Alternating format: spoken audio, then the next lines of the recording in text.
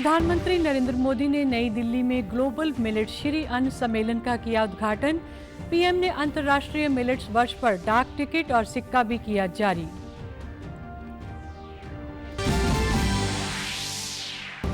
मुख्यमंत्री मनोहर लाल ने विधानसभा में कहा, भावांतर भरपाई योजना के अंतर्गत डीबीटी के माध्यम से किसानों को किया जा रहा है भुगतान।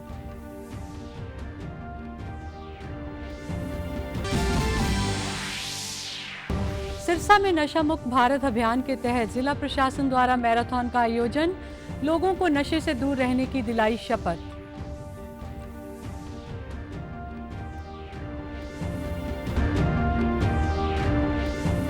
और हरियाणा के हिसार के हरियाणा कृषि विश्वविद्यालय के मौसम विभाग के अनुसार प्रवेश में 20 मार्च तक मौसम परिवर्तनशील रहने की संभावना। नमस्कार, मैं जगजीत कौर। अब समाचार विस्तार से। प्रधानमंत्री नरेंद्र मोदी ने नई दिल्ली में ग्लोबल मिलेट श्री अन्न सम्मेलन का उद्घाटन किया। इस अवसर पर प्रधानमंत्री ने अंतर्राष्ट्रीय श्री अन्न वर्ष 2023 पर डाक टिकट और सिक्का भी जारी किया। साथ ही पीएम ने श्री अन्न ए हॉलिस्टिक ओवरव्यू स्टैंडर्ड और मिलेट्स का लोकार्पण किया और हैदराबाद स्थित भारत श्री अन्न अनुसंधान संस्थान में श्री अन्न वैश्विक उत्कृष्ट शोध केंद्र का भी शुभारंभ किया। प्रधानमंत्री ने इस मौके पर कहा कि श्री अन्न का बाजार बढ़ने से 2.5 करोड़ छोटे किसानों की आय बढ़ेगी और इससे ग्रामीण अर्थव्यवस्था को बल मिलेगा। श्री अन्न का मार्केट बढ़ेगा तो इन 2.5 करोड़ छोटे किसानों की आय बढ़ेगी। इससे ग्रामीण अर्थव्यवस्था को भी बहुत लाभ मिलेगा। प्रोसेस्ड और पैकेज फूड आइटम्स के जरिए मिलेट्स अब स्टोर्स और मार्केट तक पहुंच रहा है। बड़ी संख्या में एफपीओज इस दिशा में आगे आ रहे हैं। प्रधानमंत्री नरेंद्र मोदी ने कहा कि श्री अन्न भारत की जीवन शैली का हिस्सा है। प्रधानमंत्री ने इस मौके पर सम्मेलन में भाग ले रहे विदेशी कृषि मंत्रियों से भी अन्न की आपूर्ति श्रृंखला विकसित करने की स्थायी कार्यप्रणाली स्थापित करने का आग्रह किया। भारत में जीवन शैली का हिस्सा रहा है। जिन मित्र देशों के एग्रीकल्चर मिनिस्टर यहां उपस्थित हैं, मैं उनसे विशेष आग्रह है कि हम इस दिशा में एक स्टेबल मैकेनिज्म डेवलप करें। इस मैकेनिज्म से आगे चलकर फील्ड से लेकर मार्केट तक, एक देश से दूसरे देश तक एक नई सप्लाई चेन विकसित हो, ये हम सबकी साझा जिम्मेदारी है। मुख्यमंत्री मनोहर लाल ने विधानसभा में बजट अभिभाषण पर चर्चा करने के दौरान विपक्ष के सदस्यों द्वारा भावांतर भरपाई योजना पर पूछे गए प्रश्न का उत्तर दिया। बाजरे की फसल का पैसा किसानों के खातों में नहीं पहुंचने के मामले में दिए गए दस्तावेज पर सीएम ने सदन में स्पष्ट किया कि दस्तावेज में दर्ज अनिल यादव के खाते में 13,574 रुपये भेजे जा चुके हैं। मुख्यमंत्री ने कहा कि भावांतर भरपाई योजना के तहत बाजरे के न्यूनतम समर्थन मूल्य व बाजार मूल्य के अंतर को पूरा करने के लिए 450 रुपये प्रति क्विंटल की दर से किसानों के खातों में पैसे दिए गए हैं। सरकार ने डीबीटी के माध्यम से किसानों के खाते में पैसा पहुंचाना सुनिश्चित किया है। 450 रुपया एक रेट तय हो गया ऑन एवरेज तय होने के बाद सरकार ने तय किया 450 देंगे। बाद में कोई किसी भाव बेचे, किसी भाव खरीदे, एफएड इज नॉट गवर्नमेंट। एफएड अपनी एक पीएसयू है, वो कमर्शियल रेट पर अपने बाजार भाव से खरीद सकती है।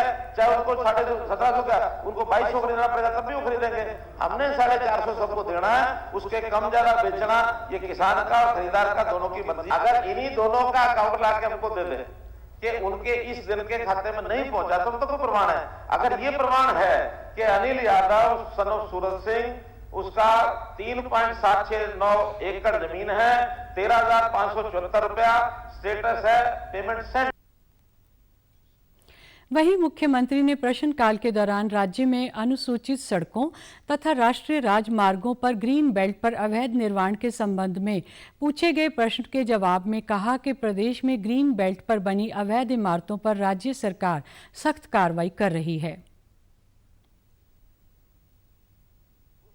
प्रॉपर्टी का इसमें जवाब है कि कौन सी प्रॉपर्टी किस प्रकार की है, वो रेजिडेंशियल है या कमर्शियल है, उसकी डिटेक्शन कब हुई, कब उसकी जानकारी हमको मिली और कब उसका हमने उसके खिलाफ कार्रवाई की है, कब उसका एफआईआर की है, कब उसको डिमोलिशन किया है, जितनी डिमोलिशन होगी उसकी डेट दे दी है, जिनके खिलाफ एफआईआर कर दी है, बाकी जिनको नोटिस दिया उनका जवाब का टाइम उनको देना पड़ेगा। एक प्रोसेस है, तो हर एक प्रॉपर्टी का दिया है। इसके बाद भी अगर कोई पर्टिकुलर शिकायत किसी प्रॉपर्टी की होगी उसका जवाब अलग देंगे। नशा मुक्त भारत अभियान के तहत सिरसा में आज सुबह जिला प्रशासन द्वारा 5 किलोमीटर की मैराथन का आयोजन किया गया और लोगों को नशे से दूर रखने की शपथ दिलाई गई।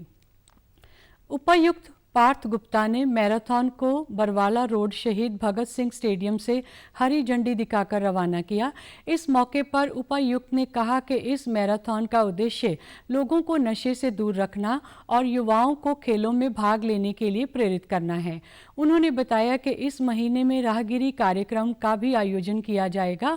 वहीं पुलिस अधीक्षक डॉक्टर अर्पित जैन ने कहा कि यह मैराथन लोगों को सकारात्मक गतिविधियों में भाग लेने की प्रेरणा देगी। 400 से 500 यूथ और बच्चे जो है इस दौड़ में भाग ले रहे हैं और अपनी दौड़ के थ्रू एक मैसेज देने की एक प्रयास है कि हम जो है खुद अपने आप को फिजिकल एक्टिविटीज़ में इन्वॉल्व रखेंगे, फिट रहेंगे और नशे को नहीं अपनाएंगे। आप देख सकते हैं कि इसमें बच्चों का, युवाओं का काफ़ी अच्छा जो है पार्टिसिपेशन है, तो ये निश्चित रूप से सबको एक प्रेरणा भी देगा और नशे से दूर रह के कोई भी जो सकारात्मक गतिविधि है उसमें हमारे युवा, उसमें हमारे बच्चे और समाज का हर वर्ग लगे तो उसका संदेश बहुत दूर तक जाएगा और आगे भी ऐसे कार्यक्रम होते रहेंगे ताकि लोगों के मन में हमेशा ये भावना रहे कि हमको जो भी दुर्व्यसन है जैसे नशा या कोई भी अन्य उससे दूर रहना है। मैराथन में भाग ले रहे प्रतिभागियों में उत्साह देखने को मिला। इस मौके पर उन्होंने कहा कि युवाओं को नशे से दूर रखने के लिए इस तरह के आयोजन होने चाहिए। और ये जो मैराथन करवाई है ये मैं तो कहता हूँ हर साल होनी चाहिए जिससे युवा को आगे बढ़ने का मौका मिले। आज की दौड़ काफ़ी अच्छी रही थी, काफ़ी बच्चों ने पार्टिसिपेट किया और फर्स्ट 3 बच्चों को मेडल मिलेंगे यहाँ पे। और ये ऐसी दौड़ हर थोड़े महीनों में होती रहनी चाहिए ताकि बच्चे नशे के खिलाफ आवाज़ उठा सके। पश्चिमी विक्षोभ के प्रभाव से प्रदेश के कई इलाकों में कल बूंदाबांदी और हल्की बरसात दर्ज की गई। मौसम में आए इस बदलाव से अधिकतम तापमान में 2 डिग्री सेल्सियस की कमी आई है। चौधरी चरण सिंह हरियाणा कृषि विश्वविद्यालय के कृषि मौसम विभाग के अध्यक्ष डॉक्टर मदन लाल कीचड़ ने कहा कि प्रदेश में 20 मार्च तक मौसम के परिवर्तनशील रहने की संभावना है। इस दौरान प्रदेश में आंशिक बादल और उत्तर पश्चिम व दक्षिणी क्षेत्र में हवाओं व गरज के साथ कहीं कहीं बूंदाबांदी या हल्की बारिश हो सकती है। कृषि वैज्ञानिकों ने इस दौरान किसानों से गेहूं की फसल में सिंचाई न करने का आह्वान किया। उन्होंने किसानों को अगले 2-3 दिनों तक सरसों की फसल की कटाई भी रोकने की सलाह दी है। उत्तरी हरियाणा में बारिश हो रही है और पश्चिमी क्षेत्र में और दक्षिण क्षेत्र में। हरियाणा के तीनों क्षेत्र जो है हमारे, उन क्षेत्रों में बारिश का दौर अभी 2 दिन और जारी रहने की संभावना है। अभी 20 मार्च के आसपास लास्ट पानी देते हैं, परंतु ये पश्चिमी विक्षोभ और इसका प्रभाव देखने के कारण क्यों हवाएं चलती है, इसमें गर्द चमक होती है, तो हमने सिंचाई रोकने की सलाह दी। दूसरा ये सरसों की कटाई चल रही है, उसको हमने रोकने की सलाह दी किसान भाइयों ने अपनाया। हम अभी भी किसान भाइयों से निवेदन करते हैं कि अगले 2-3 दिनों तक ना तो फसलों में सिंचाई करें और स्प्रे वगैरह रोके और सरसों की कटाई रोके। भारतीय बैंक के गवर्नर शक्तिकांत दास ने आश्वासन दिया है कि भारत के वित्तीय क्षेत्र में स्थायित्व बनाए रखने का उनका ये बयान सिलिकॉन वैली के बैंक के बंद होने के बाद अमेरिकी बैंकिंग प्रणाली में चल रहे संकट के बीच आया। उन्होंने कहा कि बैंकों के लिए यह महत्वपूर्ण है कि वो मजबूत प्रबंधन, देनदारियों और परिसंपत्तियों में सतत सुधार सुनिश्चित करें। आरबीआई गवर्नर ने यह भी कहा कि जारी संकट भी स्पष्ट रूप से वित्तीय प्रणाली के लिए निजी क्रिप्टो करेंसी के जोखिमों को दर्शाता है। उन्होंने आश्वासन दिया कि रिजर्व बैंक ने जोखिम प्रबंधन के लिए सभी आवश्यक कदम उठाए हैं। Especially over the last 1 week and thereafter, drive home the importance of ensuring prudent asset liability management, robust risk management and sustainable growth in liabilities and assets, drive home the importance of ensuring, number one, prudent asset liability management, robust risk management and sustainable growth in liabilities in assets. That means sustainable growth of deposits as well as sustainable growth of credit. Second point, undertaking periodic stress tests and building up capital buffers for any unanticipated stress. They also bring out that cryptocurrencies or assets or the like can be a real danger to banks, whether directly or indirectly. Panchkula जिले के जन स्वास्थ्य अभियांत्रिकी विभाग के मुख्य अभियंता और जल स्वच्छता सहयोग संगठन के निर्देशक राजीव बातिश की अध्यक्षता में आज जल जीवन मिशन के अंतर्गत एक कार्यशाला करवाई गई। इसमें नवनियुक्त ISA के तहत लगे सोशियोलॉजिस्टों को प्रशिक्षण दिया गया। निर्देशक ने इस अवसर पर कहा कि जल जीवन मिशन योजना को आम जन तक पहुंचाने में ISA और वासो की अहम भूमिका होगी।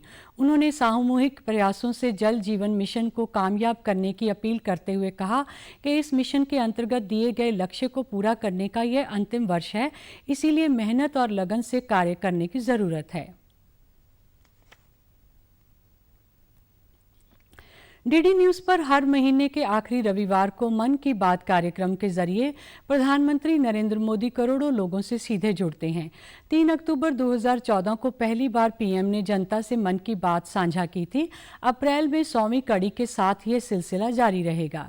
हम आपको दिखा रहे हैं कुछ चुनिंदा अंश। प्रधानमंत्री नरेंद्र मोदी ने 7वीं कड़ी में किसानों की हालत सुधारने का संकल्प लिया था।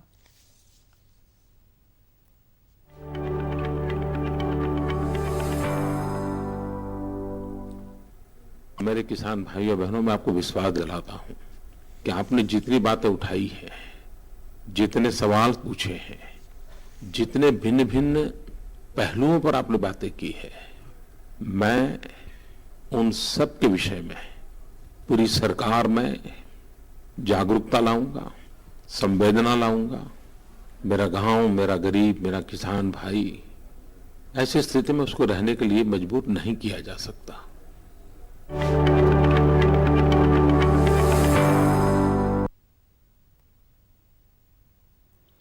नारकोटिक्स कंट्रोल ब्यूरो चंडीगढ़ इकाई ने कल अपना 38वां स्थापना दिवस मनाया।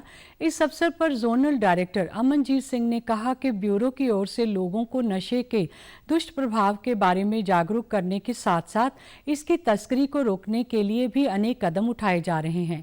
उन्होंने NCB की चंडीगढ़ इकाई द्वारा नशे के खिलाफ किए जा रहे कार्यों इत्यादि से संबंधित संदेश में जानकारी साझा की। National policy on narcotic drugs and psychotropic substances है, ये article 47 of the Indian constitution के ऊपर बेस्ड है, जो कि कहता है कि the state will endeavour to bring about a prohibition of consumption of intoxicating drugs injurious to health. NCB का मोटो है इंटेलिजेंस, इन्फोर्समेंट और कोऑर्डिनेशन। NCB इंडिया की एपेक्स एजेंसी है नार्कोटिक्स मैटर्स के लिए, और हमारा मिशन है to prevent and combat abuse and illicit trafficking drugs. हमारा विजन है नशा मुक्त भारत। झज्जर जिले के बहादुरगढ़ के SDM अनिल कुमार यादव ने बताया कि आज़ादी का अमृत महोत्सव की श्रृंखला में भारत सरकार के कौशल विकास और उद्यमिता मंत्रालय की पहल पर राजकीय औद्योगिक संस्थान में आगामी 20 मार्च को प्रधानमंत्री अप्रेंटिसशिप मेले का आयोजन किया जाएगा। देश व प्रदेश की लगभग 50 बड़ी कंपनियों के अधिकारी इस मेले में युवाओं का चयन करने के लिए पहुंचेंगे। उन्होंने बताया कि रोजगार मेले में ITI पास 10वीं, 12वीं और ग्रेजुएट पास विद्यार्थी अपना पंजीकरण करवाकर भाग ले सकते हैं। उन्होंने बताया कि अप्रेंटिसशिप ट्रेनिंग के माध्यम से स्थानीय युवाओं को करियर की शुरुआत का बेहतरीन अवसर मिलेगा। इन कंपनियों और उद्यमों के पास एक ही प्लेटफॉर्म पर संभावित ऑपरेटर मिलने पर ये मौके पर ही योग्य आवेदकों विकल्पों को चुन लेंगे। मेले में भाग लेने के लिए विद्यार्थी भागनीय वेबसाइट पर पंजीकरण करवा सकते हैं। एसडीएम ने कहा कि ज़्यादा से ज़्यादा योग्य युवाओं को इस रोजगार मेले का अपना पंजीकरण कराकर इस मेले का लाभ लेना चाहिए। समाचारों में आज इतना ही। नमस्कार।